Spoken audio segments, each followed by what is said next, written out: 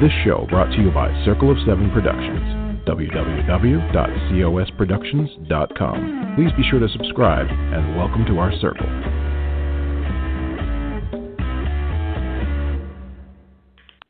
Hello, everybody. This is Patricia W. Fisher with Readers Entertainment Radio, and it is the second week of July.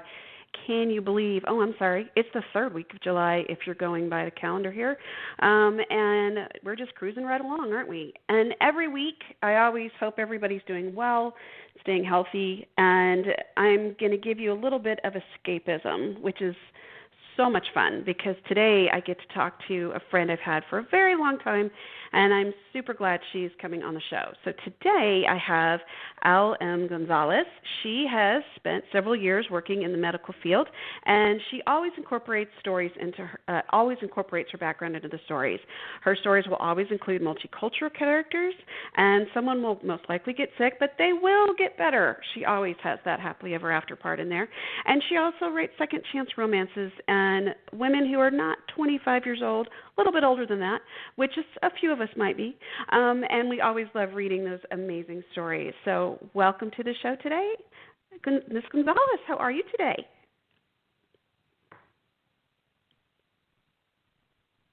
You there?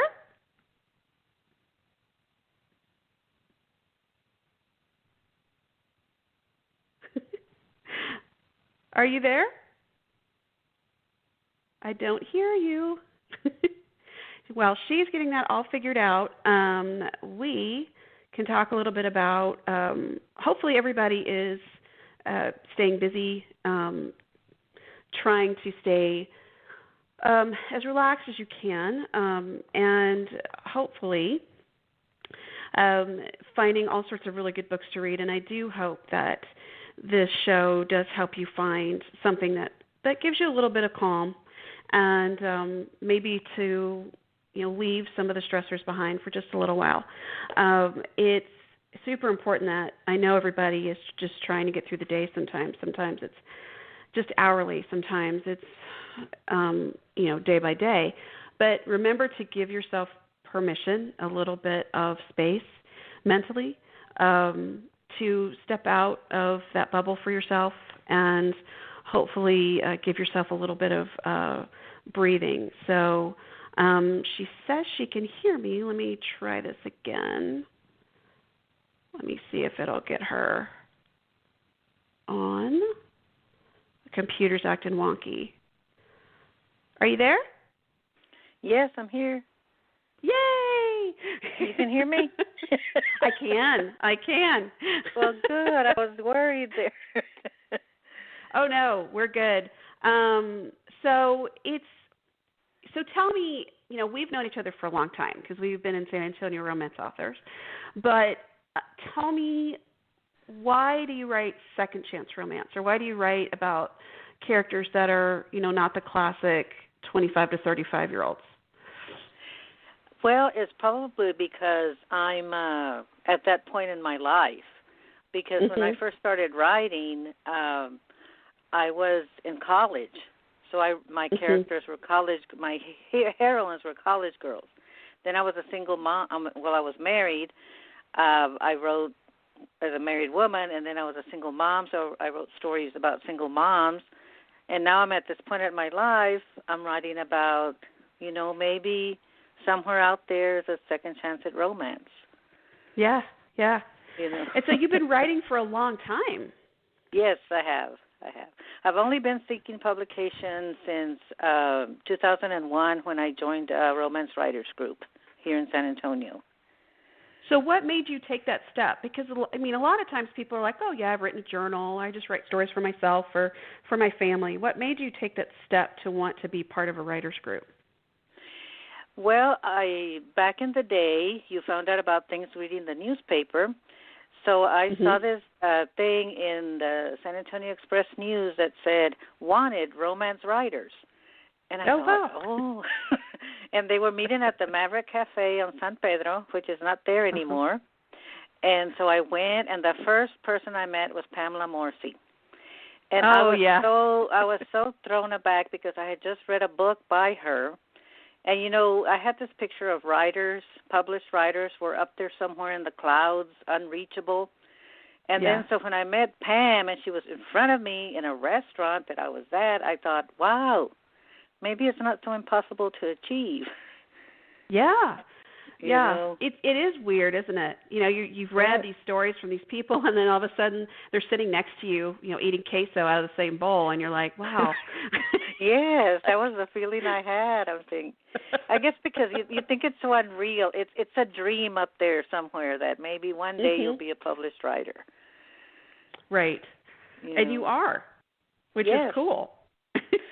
Yes, I think this is my 5th book.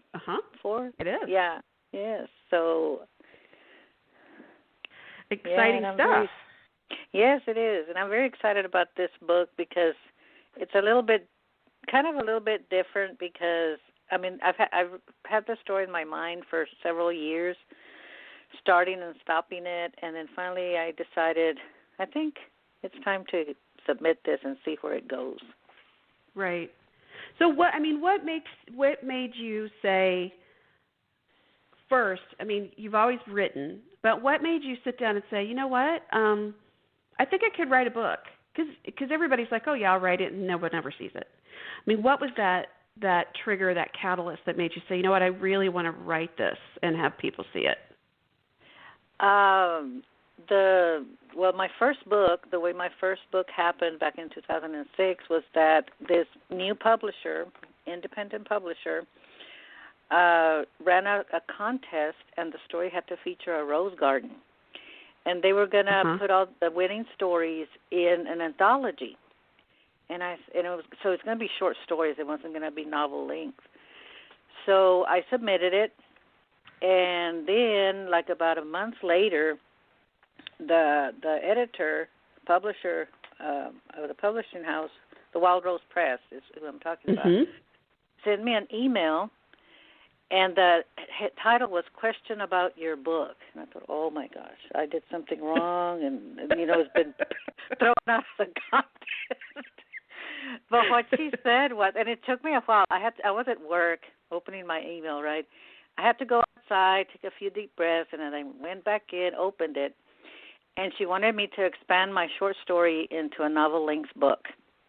Oh, and wow. So so my story went from 3 chapters to about 15 chapters, and I thought, wow. So, yeah, that's how that first book happened. Well, and what was the biggest surprise for you when you started writing? I mean, because I think one of the things people, you know, falsely believe is, oh yeah, we just sit down and write the book from beginning to end, and it just flows right out. And we all know that's not true, because we all, you know, either drink way too much coffee or eat too much chocolate or you know, whatever, or pull our hair out and stay up at weird hours to finish it. I mean, what was the biggest surprise for you as you started writing?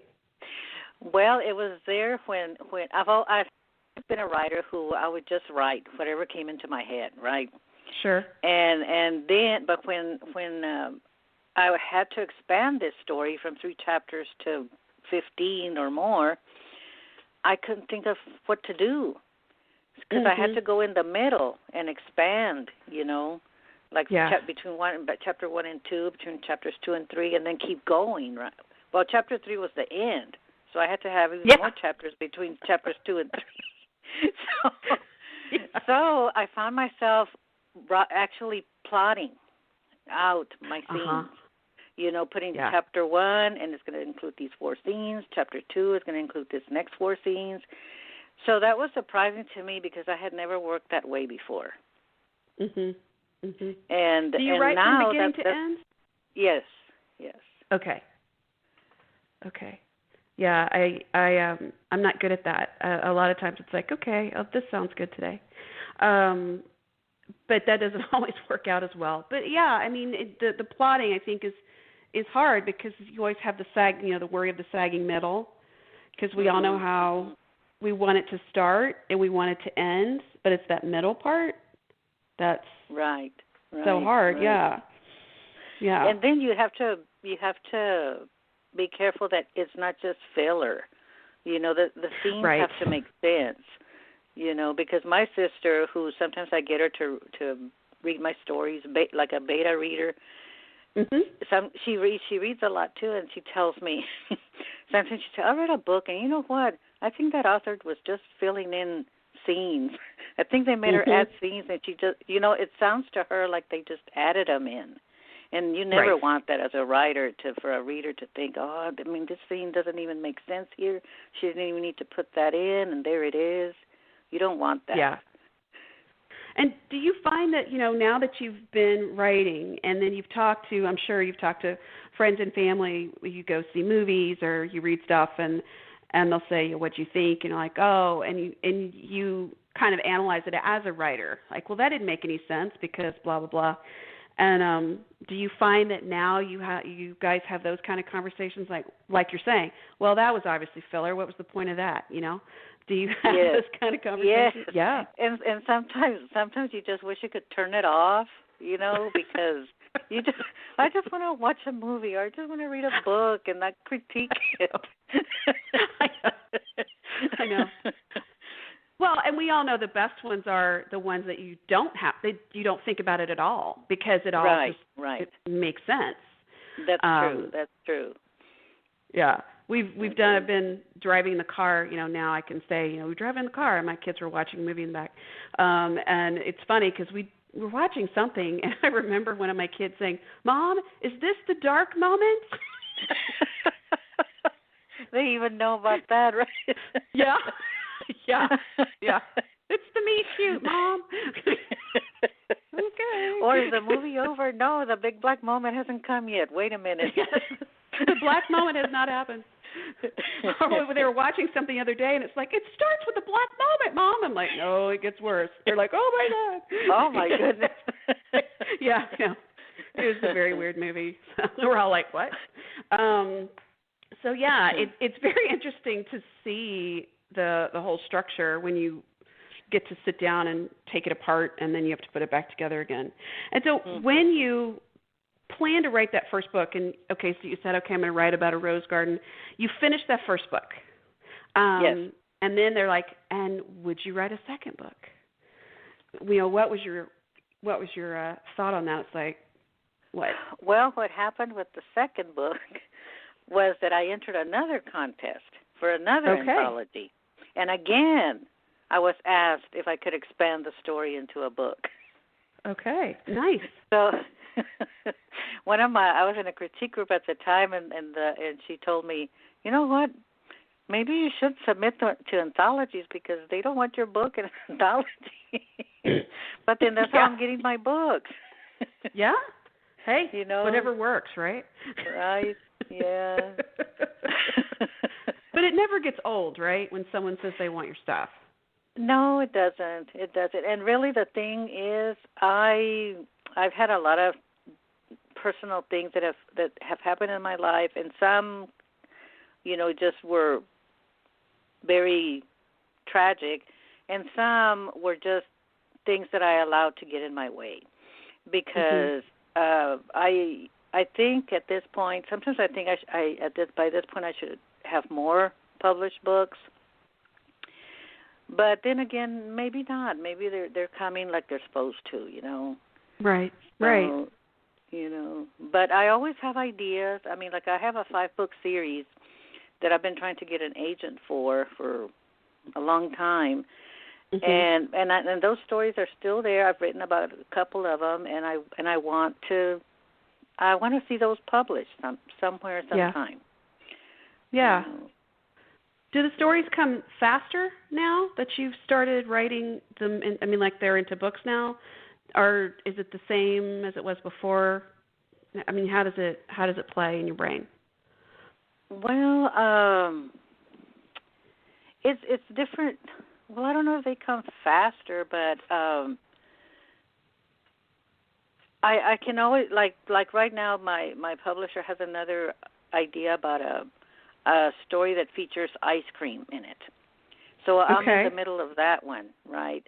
Thinking, and it's hot right now, so you do think ice cream would be good right now, and so you know, if you could get into the store to get it. But anyway, right.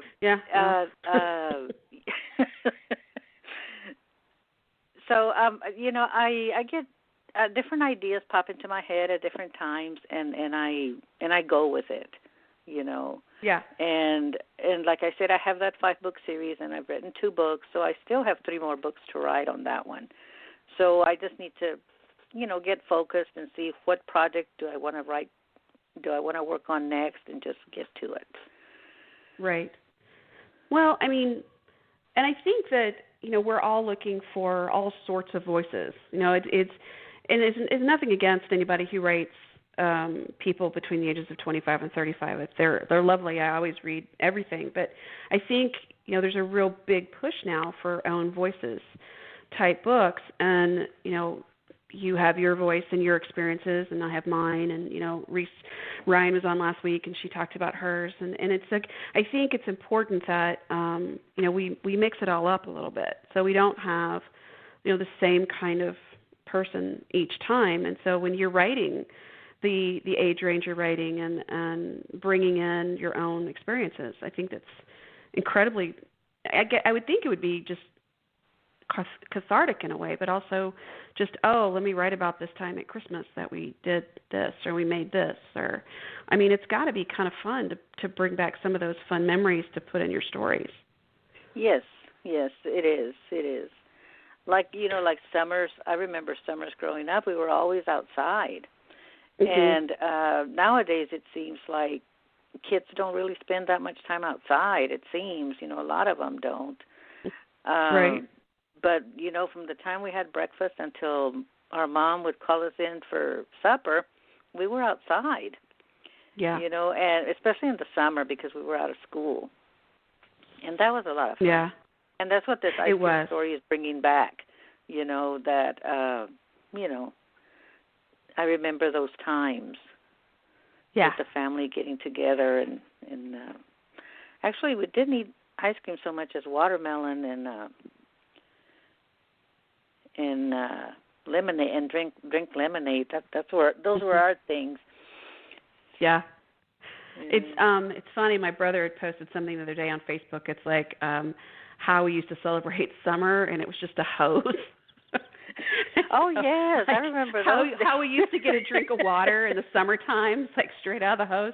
And then I commented, it's like right after you drink it, you spray your sibling in the face. It's like, yeah, that's exactly what happened. Right. Yes. Very true. Yeah. You set up the sprinkler, and running through the sprinkler. That was always another one. And then we had this patio that had cracked. I guess the foundation had changed, shifted with the dirt underneath or something. They obviously didn't put a form up. They just kind of poured a slab. And so it cracked, and there was this family of toads that lived under this slab. And so we'd flood them out every day. And I'm sure they're thinking, oh, God, here they come again. But we did. But they never moved. I guess, it's kind of their place. But just, spent hours outside. Maybe they enjoyed that. Maybe they enjoyed getting hosed down as well. I guess, it's probably a lot of bugs under there too. But, you mentioned that. My dad would talk about his grandmother lived in East Texas, and she would have all 17 grandchildren at the same time. And she, everybody would come inside at night, of course, and she basically just kind of hosed everyone down because you can't, one bathroom, you can't 17 showers. So just hose them all down. Then she gets them all up, as soon as the sun's up, feeds them all breakfast, kicks them outside. And I remember, I was like, well, how did she even keep track? And my dad's like, you kidding? It was a small town. People just called each other. Just saw your grandson walking by, Yeah. Yeah. And then she'd come out and do a head count about midday because, they'd all be out there beating the crap out of each other. And then she'd just, do a head count, feed everybody lunch, and then kick them all back outside. And then about mid-afternoon do another head count, and she'd come out, and they had chickens running around. And she'd just grab a chicken and wring its neck right in front of them and go inside and have dinner. Oh, my goodness. My dad's my like, dad did that. You know. He talked about. I never saw him, but he used to do that. Yeah. I can't even. I know. You know, my mother-in-law. She's rather petite, and she said that she was sent outside when she was about 10.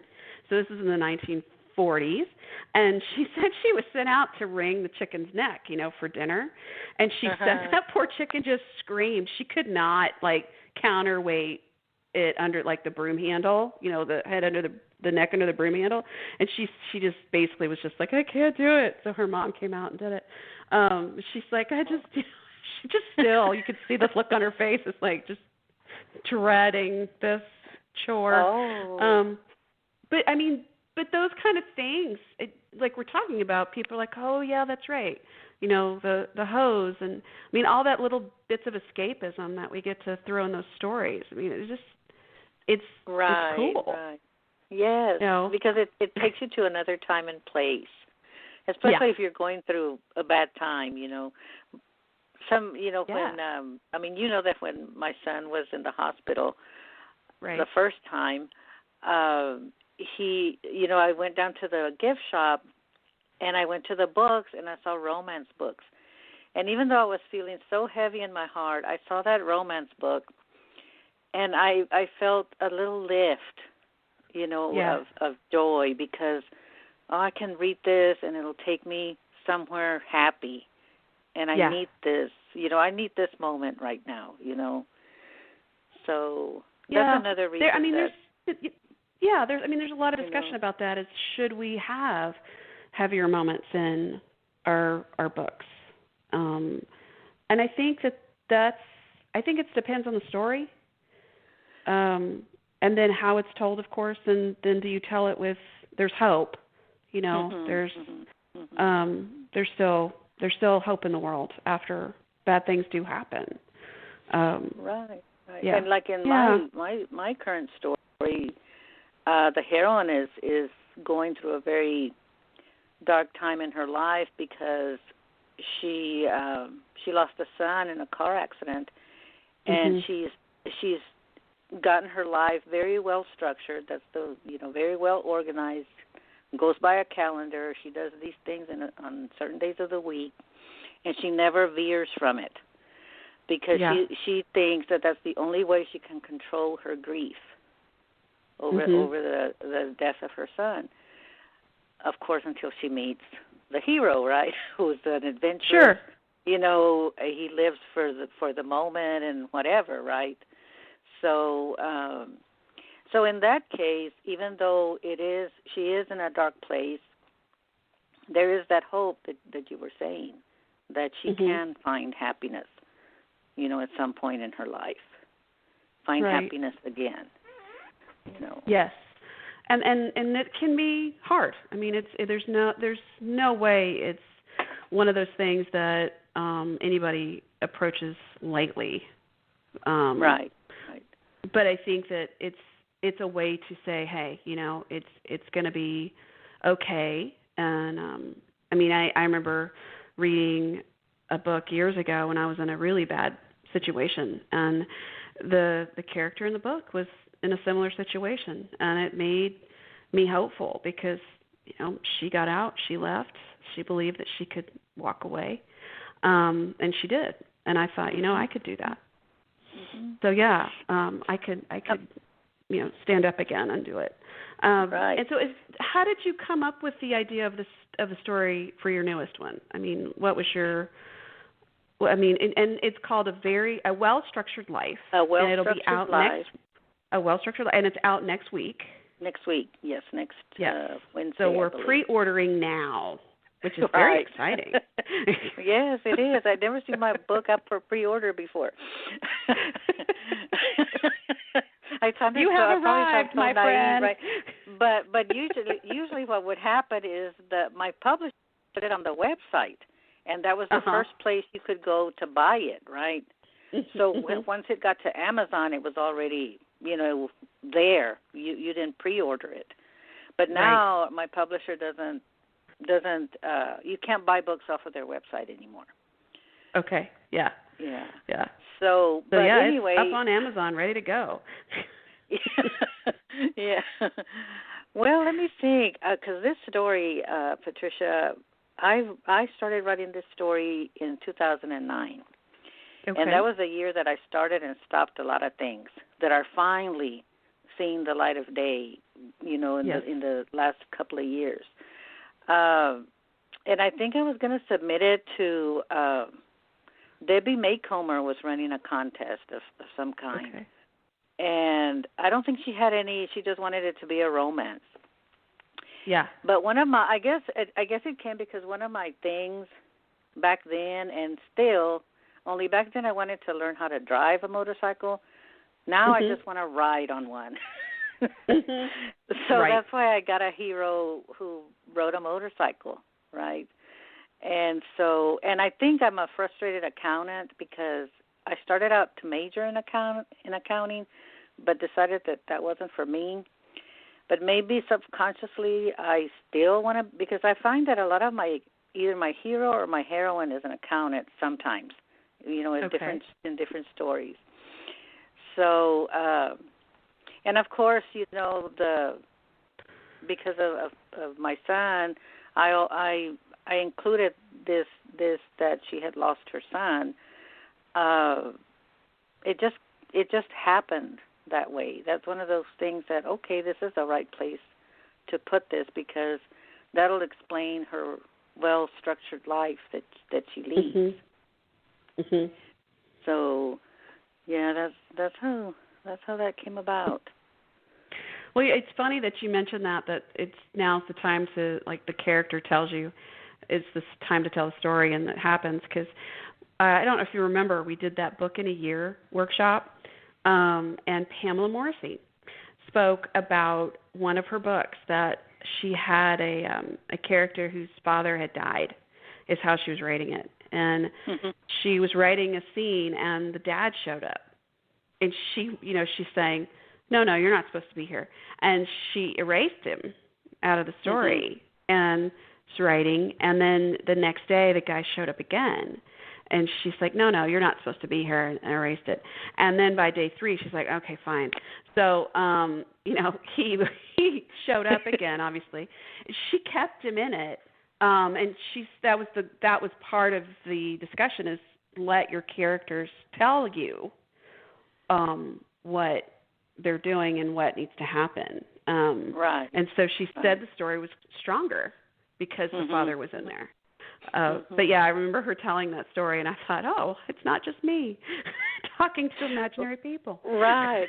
And another thing that happens is that because of the way the hero is in this story, when she finds out that he has a daughter, she can't believe it because she can't believe that a man who lives by the seat of his pants is a dad, right? Okay. And another thing that I made it is that the daughter is 5 years older. Is 5 years older than her son would have been. Okay. Yeah. So and she's been going through this grief for 5 years and not really dealing with it. So yeah. So I just and that just happened too, that okay, I'll make him a dad and I'll make him a good dad, so just to throw her off, right, even more. Right. Right. Like, wait, what? No because, way. I know it's a stereotype, biker, and he writes he also works as a truck driver. He's one that like a sailor, has a woman in every truck stop in the state, right, in the country. So give him a different aspect, Right. Not that all truck drivers are like that, or bikers, right? But it's kind of like the stereotype. I was laughing because we went on a cruise a few years ago. We were down in Galveston, and it happened to be like a Harley Davidson something going on in Galveston that weekend. So we arrive on Friday. You have to park your car, go to the port of Galveston. But there's bikes everywhere. Like, they we were there early, and they were anticipating something like 60,000 bikes. I don't know. It was insane. Oh. So we were there, and there's all these people walking around in their leathers, and I have to tell the kids they wear leathers, so if they wreck, they don't get ripped up. I mean, the leathers serve a purpose. And so, but we saw this one, and I thought I would never have imagined this before. But this guy's walking out of Starbucks with this tiny dog under his arm and his girlfriend, who's about the same age, and all leathers with a Frappuccino. And I'm just like, I can't even. I can't know, even right? imagine. It's like, wow, this has changed. But yeah, I bet he was a fabulous dog dad too. Yeah.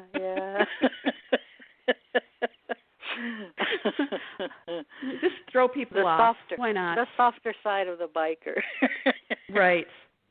Well, my mom had a friend of hers who they were part of this biking group, and they would motorcycle group, and they would actually like put on fake tattoos and all this stuff and like ride on the weekends, so they all looked, like they were stereotypical. I was like, you guys are you're like legal secretaries. That's like, this is weird. Yeah. Okay. Okay. Well, see how much fun it is to find your own character. It is, to get crazy. Oh yeah, to get fun. And I mean, you don't know how to ride. You said you don't know how to ride a motorcycle, but did you go to like the Harley Davidson store locally, or did you call, or do you know someone who rides a bike? I did go to the store because they have this on Saturdays. They probably don't anymore with the pandemic that's going on. But on Saturday mornings into the early afternoon, they would have live bands at that Caliente motorcycle shop on 410. Yeah. Yeah, and I was so impressed by that, and actually, I wrote another story with these characters that it's just, I'm not going to publish it because it's the same characters, unless they want a sequel, I don't know, but I had them meet at that motorcycle shop because I was so impressed by it, So many things can happen here. I know. And I also know I also have some biker friends that would always go to rallies, and they went one in November, and they showed me pictures where they had to cover themselves from head to foot because in the icy highway, they would just freeze. Their skin would freeze out there. So so I think that's where the first seed of that idea. It was, several years ago when we would see each other all the time and they were going to these rallies, that the little seed of the idea was planted until it finally, grew into a story. I love it. Yeah, now you were in the medical field, correct? Yes. And what did you do? I started out as a receptionist. Actually, I have to go even further back than that. My first job was in vocational rehab with an alcoholism counselor. And I've always done the office clerical type of jobs with these different fields. But I've done from vocational rehab to outpatient surgery to home health was my last one. Okay. And I learned that from top to bottom to where when my last job with them was quality improvement, to where you look at what's being done and how we can do it better. Right. So yeah. Any want to go into the clinical side? No, I never. I'm too squeamish for that. And I remember that when we would go to lunch with the nurses, and we had people who were diabetics and had surgeries and had wounds, or they were doing wound care. And there they were eating their burger or their whatever and talking, this wound, it was gangrenous and it's all bloody. And I was like, oh my gosh, how can you talk about that when you're eating? Yeah, I know. Well, but to them and it was nothing. It was just part of the job. Yeah, the discussion is if I didn't eat when I wasn't grossed out, I would never eat. Because as a nurse, because it's like it's always something. Right. And my kids love some of the stories I tell. They're like, "Really? Am I?" And it is, it's a whole different universe for sure. Yes. But but in evaluating, especially because we also had to evaluate their documentation. Sometimes I would read those wound care notes, and I would have to, tell the nurse, "Here, I know you know what you did, but you didn't write it down so that an auditor coming in will see what you did. If it's not written, it wasn't done. So you have to just write it out. Yes. So. And that's So then I got sadly, to where it's a lot. Yeah, I had to tell them you have to make it more squeamish. Describe it in detail. Well, and one of the things that I worked ER, and so you have to chart all this stuff, and sometimes people come in and say not nice things to us, and so I remember I would document like patient states, quote, blah blah blah, and there was another nurse that did the same thing, and he said that medical records had come to him and asked him, "Could you not state exactly what they say?" And because apparently they were getting very distressed reading the actual dialogue from what the patients were saying at 2 a.m. on a Saturday. And he said, "No." This is what they said. They said, "Well, can you just say patient used profanity?" And he's like, "Well, that's subjective because, what's profane to me isn't profane to you." And they said, "Well, can you just put like, F blank blank blank, instead?" He said, "That's not what they said." So it was very... Apparently, medical records was very distressed. Oh. Yeah. Well, was that when they? Well, and I guess nurses are still doing it. Where it wasn't it called SOAP, SOAP documentation. Mm-hmm. Yeah. Where the S stood for a statement the patient made. Right. That was the first thing you put. Yeah. Right. Yeah. Oh God, I hadn't thought of that in years. Yeah. But I just remember that, Patricia. Yeah. Well, they said that. They said, to us, they told us, you go document exactly what they say, because then there's no doubt in mind. So, when you're talking about nurses documenting what they did or changed or procedures, it's got to be pretty specific. Right. Because it can get picked apart in court if something goes there. Yeah. Oh my, yeah. It's a whole different world for sure. It is. It is. Oh my gosh. So what kind of projects? So you've got these 5 books. Do they overlap with characters, or are they 5 individual stories? They overlap with characters. Okay. And the common theme among them is they're set in this little small town based on my small town where I grew up, and I named it Geyser, Texas. And another thing that goes through all these books is that the heroine is in the medical field and the hero is a musician. Okay. And so, I like the first one is called Her Tejano Cowboy, because he used to be a bull rider and now he's a Tejano singer. Okay.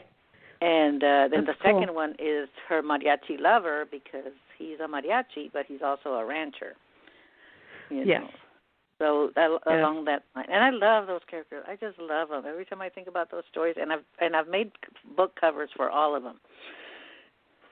My own book cover.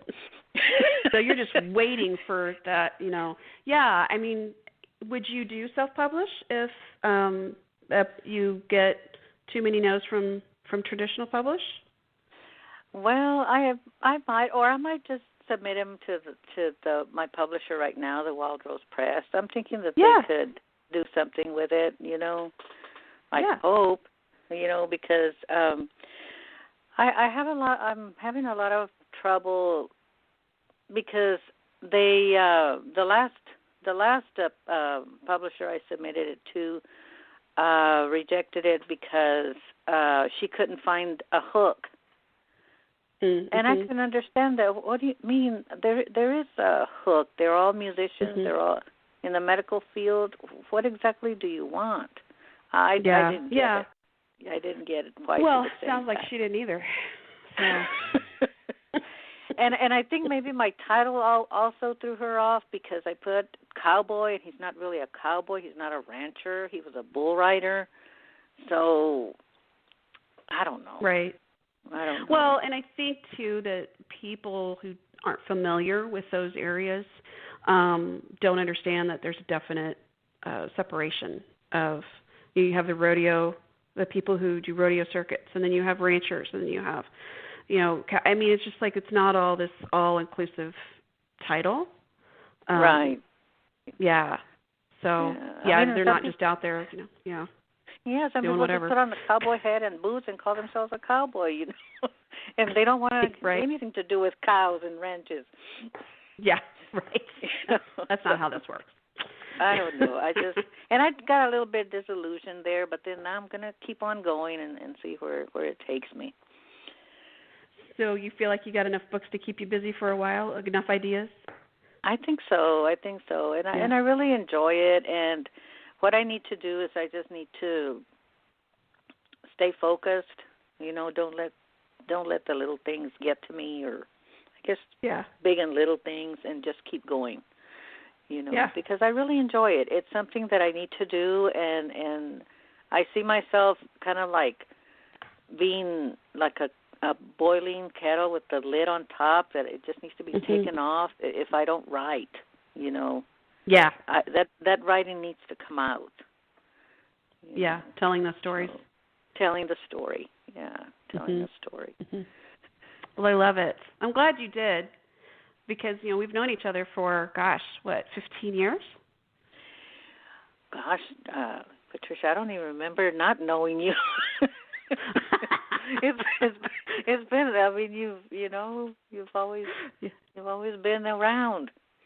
Yeah, I'm around. Yeah. Here I am. Yeah. So, I mean, it's been, and then, we each going on our journeys and getting published and seeing all the things going on. It's been, And you've a published lot. quite a lot from that first book that I remember you were writing, Worth the Wait. Is that the first book I remember you wrote? Yeah, and I got the rights back, so I'm going to put it out as an indie, and I've got I'm going to finally write the other stories with it. But it's just, it's one of those things that, again, it's coming up with every single tiny idea, and I'm sure you've done this. You're writing, and you're like, oh, wait, I have to go back and answer that question from that. It's like, pulling threads through the loom, or, pulling the fabric through the loom to make sure they all pull through. And then that's what happened with this current story, is that because I've had it so long, I went back and read and thought, nah, that doesn't sound right. I'm going to have to add this. I'm going to have to take that out. It's like, there's always room for improvement or change in a story. You can always make it better and add this or take that away that really does sense, and it's fun. I mean, it's fun. The thing, a lot of people say that they don't like the editing part. I do. Yeah. Because it's making the story better. Right. And it's making me think more about, well, why did I put that in there? If my editor questions me, why did I put that in there? And sometimes I have an answer, and sometimes I think, I don't know why I put it in there. Take it out, Yeah. But even better, sometimes if you're reading it, you're like, man, that was good. I wrote that. I don't remember writing it, but I did. Especially if I cry. Oh, man, I'm a good writer. Wow, this is the best thing ever. Maybe nobody else will think so, but I do. I do, and that's all that matters. Oh, well. Well, thank you so much for coming on today, Lupe. I'm so glad that you did. You're welcome. And you're welcome. Keep us posted for the next amazing project that comes out, okay? I sure will, and I really appreciate it. This was a lot of fun. I'm glad. And if anybody wants to keep in touch with Lupe Gonzalez, you can find her on Twitter, Facebook. You can find her on Facebook and her website. And her newest book will be out, A Well-Structured Life, next week. You can pre-order now, and the links are up in the write-up of the show. This show brought to you by Circle of Seven Productions, www.cosproductions.com. Please be sure to subscribe, and welcome to our circle.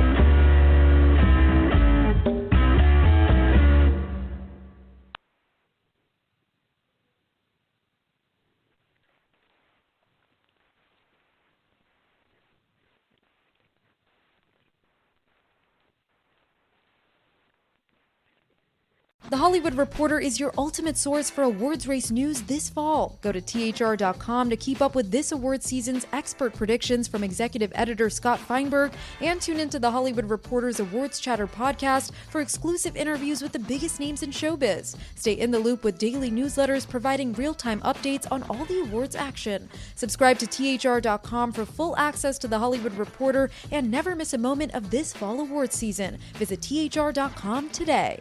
What is going on? It's Shelby Sauce from Intern John and your morning show on Z1043. And football is finally back, and Safeway makes sure Ravens fans have all their game day needs to tailgate or host like a pro. Whether it's in-store, delivery, or drive-up, where an experienced Safeway associate will carefully select your groceries, bag your order, and bring it all right to your car. Don't fumble the snacks. Download the Safeway app today and spend more time enjoying the game by shopping at Safeway, the official supermarket of the Baltimore Ravens.